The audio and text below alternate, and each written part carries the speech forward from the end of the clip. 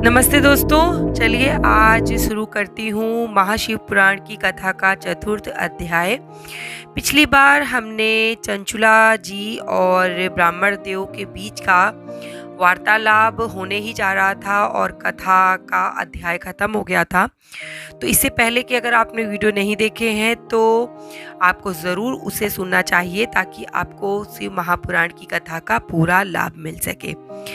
आगे की कथा इस प्रकार से है कि ब्राह्मण बोले, सौभाग्य की बात है कि भगवान शंकर की कृपा से शिव महापुराण की इस वैराग युक्त तथा श्रेष्ठ कथा को सुनकर समय पर होश आ गया।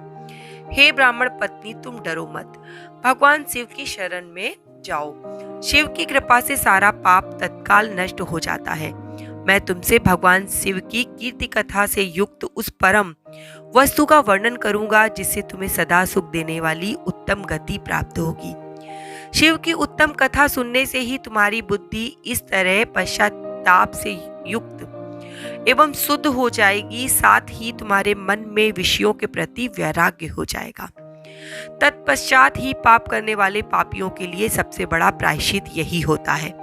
सत्पुरुषों ने सबके लिए पश्चाताप को ही समस्त पापों का शोधक बताया है।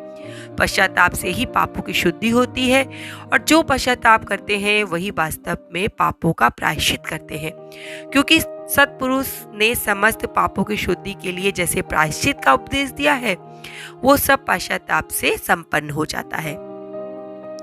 जो पुरुष विधि पूर्वक प्रायश्चित करके निर्भय हो जाता है वो अपने कुकर्म के लिए पश्चाताप नहीं करता। उसे प्रायः उत्तम गति भी प्राप्त नहीं होती, परंतु जिसे अपने कार्यों पर हार्दिक पश्चाताप होता है वो अवश्य उत्तम गति का भागी हो जाता है, इसमें कोई संशय नहीं है। इस प्रकार ये कथा रूपी साधन सभी प्राणियों के लिए उपकारी है और इसी कारण महादेव जी ने इसको आग्रह पूर्वक प्रकट किया है। इस कथा से भगवान उमापति का ध्यान सिद्ध हो जाता है। उस ध्यान से परम ज्ञान और मोक्ष की प्राप्ति निश्चित हो जाती है।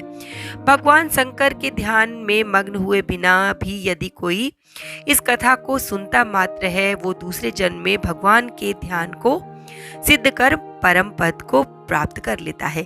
इस कथा के श्रवण से भगवान शंकर के ध्यान को प्राप्त कर पश्चाताप करने वाले पापी पुरुष सिद्धि को प्राप्त हो गए हैं। इस उत्तम कथा का श्रवण समस्त मनुष्यों के लिए कल्याण का बीज है, अतः यथोचित मार्ग से इसकी आराधना अथवा सेवा करनी चाहिए। ये कथा श्रवण भव बंधन रूपी रोग का नाश करने वाली है। भगवान शिव की कथा को सुनकर फिर अपने हृदय में उनका मनन करने से पूर्णतया चित्त शुद्धि हो जाती है।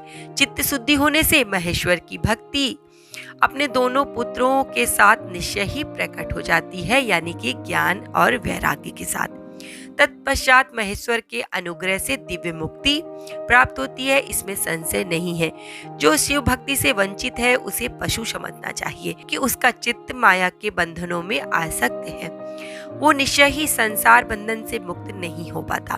तो हे ब्राह्मण पत्नी, तुम विषयों से मन को हटा लो और भक्ति भाव से भगवान शंकर की इस पावन परम कथा को सुनो। परमात्मा शंकर की इस कथा को सुनने से तुम्हारे चित्त की शुद्धि होगी और तुम्हें मोक्ष की प्राप्ति हो जाएगी। निर्मल चित्त से भगवान शिव के चरण बिंदों का चिंतन करने वाले की एक ही जन्म में मुक्ति संभव है। सूत जी बोले, सौनक इतना कहकर वे श्रेष्ठ शिव भक्त ब्राह्मण मौन हो गए। उनका हृदय करुणा से भर गया। वे शुद्ध चित्त महात्मा भगवान शिव के ध्यान में मग्न हो गए। तदंतर बिंदु की पत्नी चंचुला मन ही मन प्रसन्न हो उठी। ब्राह्मण का उक्त उपदेश सुनकर उसके नेत्रों में आनंद के आंसू छलक आए। वो ब्राह्मण पत्नी चंचुला हर्षित हृदय से उन श्रेष्ठ ब्राह्मण के चरणों में गिर पड़ी और हाथ जोड़कर बोली, मैं कृतार्थ हो गई। तत्पश्चात उठकर वैराग्य युक्त तथा उत्तम बुद्धि वाली वो स्त्री जो अपने पापों के कारण आतंकित थी, उन महान शिव भक्त ब्राह्मण से हाथ जोड़कर गदगद वाणी में कहने लगी। चंचुला ने क्या कहा? हे ब्राह्मण, हे शिव भक्तों में श्रेष्ठ, हे स्वामी, आप धन्य हैं, परमार्थदर्शी हैं, सदा परोपकार में लगे रहते हैं, इसलिए आप श्रेष्ठ साधु पुरुषों के प्रशंसा के योग्य हैं। हे साधु, मैं नरक के समुद्र में गिर रही हूँ, आप मेरा उद्धार कीजिए। पौराणिक अर्थ तत्व से संपन्न जिस सुंदर शिव पुराण की कथा को सुनकर मेरे मन में संपूर्ण विषयों से वैराग उत्पन्न हो गया, उसी शिव पुराण को सुनने के लिए मेरे मन में बड़ी श्रद्धा हो रही है। सूत जी बोले। ऐसा कहकर हाथ जोड़कर उनका अनुग्रह पाकर चंचुला उस शिव महापुराण की कथा को सुनने की इच्छा लेकर ब्राह्मण देवता की सेवा में तत्पर हो वहां रहने लगी। तदंतर शिव भक्तों में श्रेष्ठ और शुद्ध बुद्धि वाली उन ब्राह्मण देवता ने उसी स्थान पर उस स्त्री को शिव महापुराण की कथा सुनाई। गोकर्ण नामक महाक्षेत्र में उन्हीं श्रेष्ठ ब्राह्मण से उसने शिव पुराण की वो परम उत्तम कथा सुनी जो भक्ति, ज्ञान और वैरागों को बढ़ाने वाली तथा मुक्ति को देने वाली है। उस परम उत्तम कथा को सुनकर वो ब्राह्मण पत्नी वो प्रतिदिन तीर्थ के जल से स्नान करके जटा और वल्कल धारण करने लगी तथा समूची देह में भस्म लगाकर रुद्राक्ष के आभूषण धारण करने लगी। वो भगवान शिव के नाम जाप भी करने लगी। संयमित बाड़ी और अल्पाहार करते हुए गुरु के बताए मार्ग से वो शिव जी को प्रसन्न करने में लग गई। हे सौनक, इस प्रकार शंभु का उत्तम ध्यान करते हुए उस चंचला का बहुत समय व्यतीत हो गया। तत्पश्चात समय के पूर्ण होने पर भक्ति, ज्ञान और वैराग्य से युक्त हुई चंचुला ने अपने शरीर को बिना किसी कष्ट के त्याग दिया। इतने में ही त्रिपुर शत्रु भगवान शिव का भेजा हुआ एक दिव्य विमान द्रुत गति से वहां आ पहुंचा, जो उनके अपने गणों से संयुक्त था और भांति भांति की शोभा साधनों से संपन्न था।